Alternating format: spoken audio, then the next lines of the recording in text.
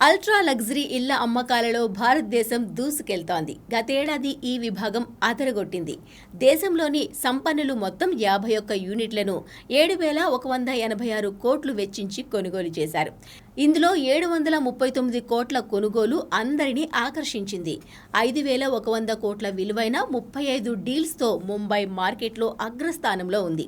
భారతదేశంలోని ప్రముఖ luxury real estate హబ్గా తన స్థానాన్ని సుస్థిరం చేసుకోగా ఢిల్లీ 12 లావాదేవీలతో తర్వాతి స్థానంలో ఉంది. ఈ మేరకు వివరాలను జాబ్కి వెల్లడించింది. ఇదే ఊపు ఈ సంవత్సరం కూడా కొనసాగుతుందని మార్కెట్ నిపుణులు అంచనా వేస్తున్నారు. ఇక 2025లో ఇప్పటి వరకు అత్యధిక సంఖ్యలో సూపర్ లగ్జరీ లావాదేవీలు నమోదయ్యాయి. 9 ఒప్పందాలు 200 కోట్ల మార్కును అధిగమించడం విశేషం. ఇది అల్ట్రా లగ్జరీ ధర బెంచ్ మార్కును పునర్నిర్వచించిందని అన్నారు. అలాగే 100 కోట్ల క్లబ్ కూడా బాగా విస్తరించింది. గతేడాది రికార్డు స్థాయిలో 30 లావాదేవీలు 100 కోట్ల పరిమితిని దాటాయి.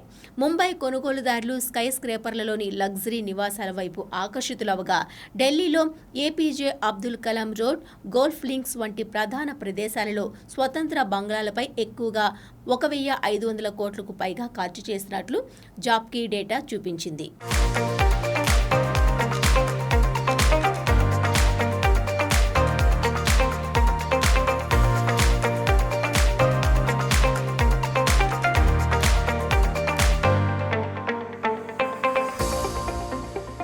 ఫార్మాస్యూటికల్ సంస్థ యుఎస్వి చైర్పర్సన్ లీలా గాంధీ తివారీ ముంబైలోని విలాసవంతమైన వర్లీ ప్రాంతంలో సముద్రానికి అభిముఖంగా ఉన్న 2 లగ్జరీ డూప్లెక్స్ అపార్ట్మెంట్లను దాదాపు 739 కోట్లకు కొనుగోలు చేశారు. తివారీ కొనుగోలు చేసిన ఈ 2 డూప్లెక్స్లు వర్లీ సీ ఫేజ్లో ఉన్న 40 అంతస్తుల ప్రీమియం టవర్ అయిన నమన్ జానాలో ఉన్నాయి. దేశంలో నివాస ఒప్పందం కోసం చెల్లించిన అత్యధిక మొత్తం ఇదేనని స్థానిక బ్రోకర్లు చెబుతున్నారు. నమన్ డెవలపర్స్ నిర్మించిన ఈ లగ్జరీ టవర్లో కేవలం 16 నివాసాలు మాత్రమే ఉంటాయని వారు తెలిపారు. ఈ ఒప్పందం వర్లీలోనే కాకుండా ముంబై అంతటా ఒక కొత్త ప్రమాణాన్ని నిలుపుకుంది. సముద్రానికి అభిముఖంగా ఉన్న ఎలాంటి అడ్డంకులు లేని దృశ్యాలు మరియు నిర్మాణం పూర్తి కావస్తున్న ఈ యూనిట్లు వాటిని అత్యంత ఆకర్షణీయంగా మార్చాయి.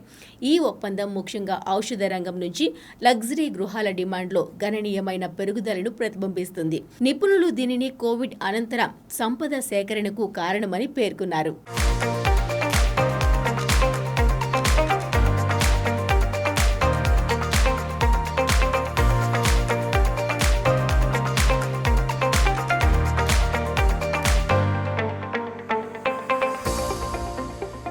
చాలా మంది ఫార్మా నిపుణులు రియల్ ఎస్టేట్ను సురక్షితమైన మరియు ఆకాంక్షాత్మక ఆస్తి తరగతిగా ఎక్కువగా చూస్తున్నారు.